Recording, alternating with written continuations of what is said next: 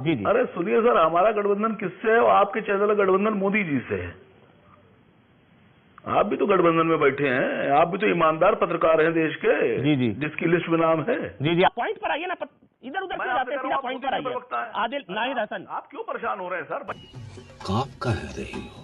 अच्छा, आज की डिबेट लाने के पैसे कितने मिले? हाँ जी, पैसे कितने मिले? खाली जब तुम पजामे पे उतरोगे तो तुम्हारी औकात याद दिलाऊंगा। पैसे कितने मिले?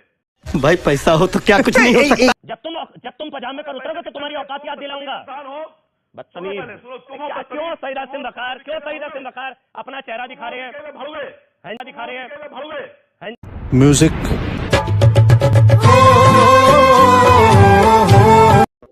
अस्सलामुअलैकुम, hello guys, welcome to Bill Talks यारो। कैसे हो आप सब दोस्तों? आज का ये वीडियो आसिम वखार की ठगलेफ होने वाली है। आसिम वखार एआईएमआईएम के नेशनल स्पोक्स पर्सन है। बीइंग एआईएमआईएम के नेशनल स्पोक्स पर्सन, आपने इनको कई बार देखा होगा न्यूज चैनल पर गोडी मीडिया की बेइज्जती करते हुए। आसिम वखार का होम टाउन उत्तर प्रदेश है और उत्तर प्रदेश में इलेक्शंस की गर्मा गर्मी चल रही है और गोडी मीडिया की बेइज्जती भी।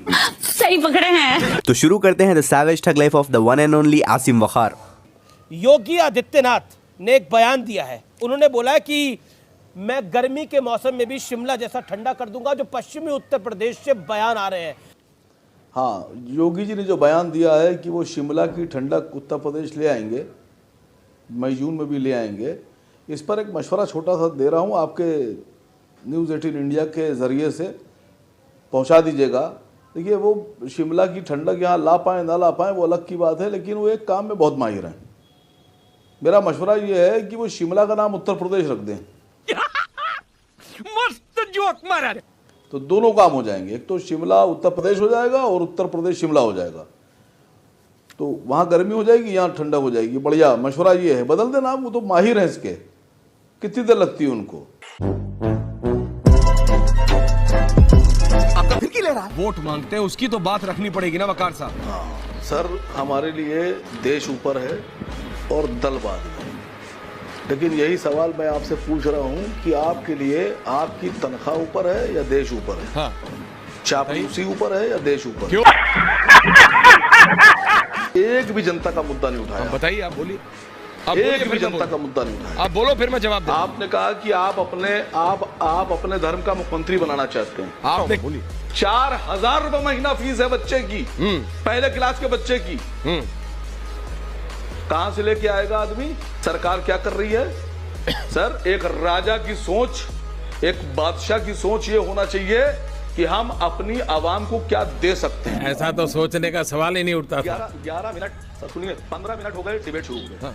और 15 मिनट में 11 मिनट की आपकी प्रस्तावना थी और 4 मिनट लगातार आप बोल रहे हैं। अच्छा, तो जब आप ही पूरा बोलते रहेंगे तो हम लोग क्या करेंगे यहाँ? बताइए, क्या जाहिल आदमी है आप सर? कमाल के आदमी। जाहिल आपको पता है? क्या जाहिल आदमी है आप सर? क्या जाहिल? आप बोलते ही जा रहे हैं, आप किसी की आवाज ही नहीं आ रही। सर आप अच्छे आदमी नहीं है। अच्छा, नहीं, आप अच्छे इंसान नहीं है सर। अच्छा, आप अच्छे इंसान नहीं है। आप अच्छे। अच्छा, आपका सर्टिफिकेट मुझे मिल गया। बराबर बोलते जा रहे हैं। आपका सर्टिफिकेट मुझे मिल गया। इतना छोटा पहले कभी नहीं हुआ होगा। कभी सरकार से सवाल पूछा आपकी महंगाई कहाँ जाएगी? एक सेकंड। अब आप सुनेंगे। नहीं वकार साहब सुनेंगे। आपने जाहिल कहा, आपने कहा फायदा उठा रहा है, सब कहा, मैंने सब सुना। आप फ्रॉड कर रहे थे। अब आप यही बचा था। अरे बोल। अच्छा, और कुछ है? आपकी और कुछ है कि आप डर गए जनाब अली? और कुछ है? जनता से डर गए। कौन से? अच्छा, आपका चैनल जनता की आवाज से डर गया। आप बिके हुए आदमी है सर। अरे और कुछ बचा है आपको बोलने के लिए? आप बिकाऊ पत्रकार। और आप क्या करते हैं? पत्रकार, बिकाऊ पत्रकार आप हैं। धिक्कार है। डिबेट में नहीं बैठता मैं सर। हाँ, पता है, आपने अपनी गालियां दे दी, अब आप माइक हटाएंगे। नहीं बैठता सर। गालियां देखिए, अब आप माइक हटाएंगे। मेरे को पता है आपकी प्रणाली मुझे पता है। गाली देके अब आप माइक हटाएंगे। हिम्मत है तो हटाइएगा मत। बिकाऊ आदमी छुए तुम लोग के जिंदगी पे। ऐसे मत काम करो, अच्छे काम करो। बेशर्मो शर्म करो, शर्म। नाम तो सिर्फ अल्लाह का रहेगा। संविधान में कहाँ लिखा है? आपको इतराज है ईश्वर के नाम से? सर मैं पूछ रही हूँ, संविधान में कहाँ रखा है? मुझे कहाँ लिखा है? मैं सिर्फ सीधा सवाल पूछ रही हूँ, सीधा ही जवाब दीजिए। संविधान में तो बहुत कुछ नहीं लिखा हुआ है। संविधान में तो अगर मैं बोलने पे आ जाऊंगा तो फिर रोजमर्रा की जिंदगी की बहुत सी चीजें नहीं लिखी हैं। मैं आपसे पूछ रहा हूँ, अगर कोई ये कहता है कि नाम अल्लाह का रहेगा, नाम ईश्वर का रहेगा, नाम गॉड का रहेगा, तो इसमें इतराज क्या है? जब दुनिया में कुछ नहीं था तब भी अल्लाह था। जब दुनिया में कुछ नहीं रहेगा तब भी अल्लाह का नाम रहेगा। और अब दुनिया में हम लोग हैं तब भी अल्लाह का नाम है। आपको एतराज करना हो करिए।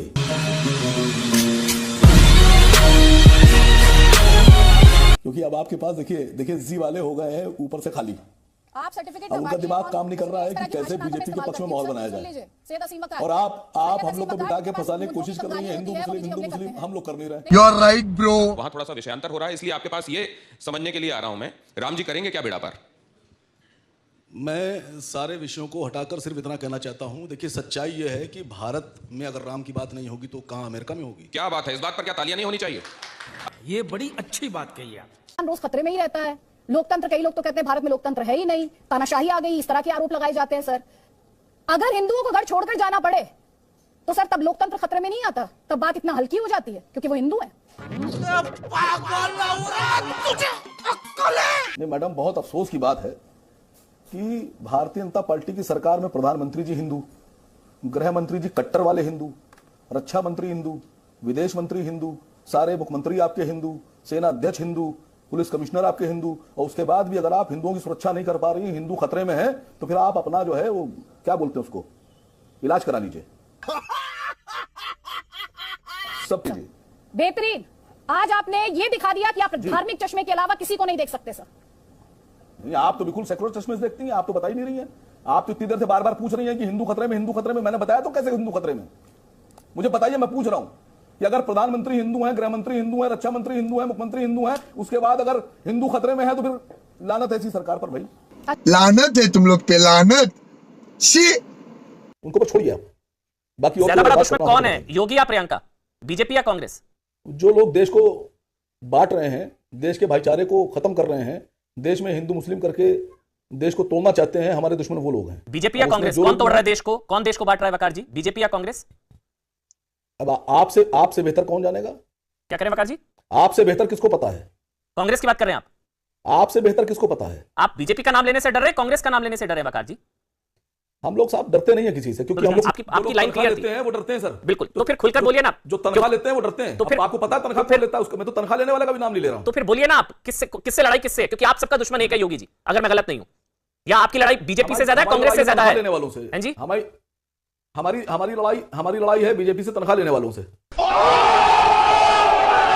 दूल्हे भाई आना तुम्हारा,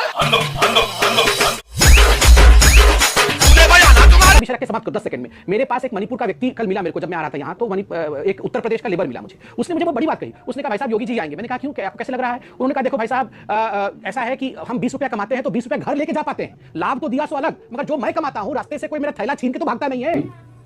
जैसे थाईलैंड का एक मजदूर अमेरिका के प्रेसिडेंट से सेटिस्फाई है कि बहुत कानून व्यवस्था बढ़िया है, और थाईलैंड का मजदूर कह रहा है कि साहब हम जो कमाते हैं वो घर लेके जाते हैं, जबकि थाईलैंड में अमेरिका की सरकार ही नहीं थी। याद आया।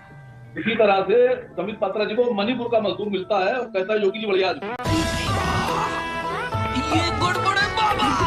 अरे मैं मणिपुर से आ रहा था, उत्तर प्रदेश का मजदूर मिला मुझे, और दिल्ली दिल्ली में ये फंस गया। आप क्यों ऐसी बातें करते हैं? कमा नहीं रहा है, दिल्ली में कमा रहा, दिल्ली में मिला मुझे। अरे मुझे दिल्ली में मिला, जब मैं गाड़ी लेके आ रहा था तो उसमें मिला मुझे। दिल्ली में तो आम आदमी पार्टी की सरकार है साहब। भैया मुंह निकल जाएगा हमारा, ऐसा करेंगे तो। 3% के राजभर मुख्यमंत्री बनेंगे, 6% के निषाद मुख्यमंत्री बनेंगे, पार्टी बनाएंगे, 5% के जाट पार्टी बनाएंगे, डिप्टी सीएम भी बनेंगे, सीटें भी लेंगे। मौर्य 4% उनको भी दिया जाएगा। आप 20% है मैडम।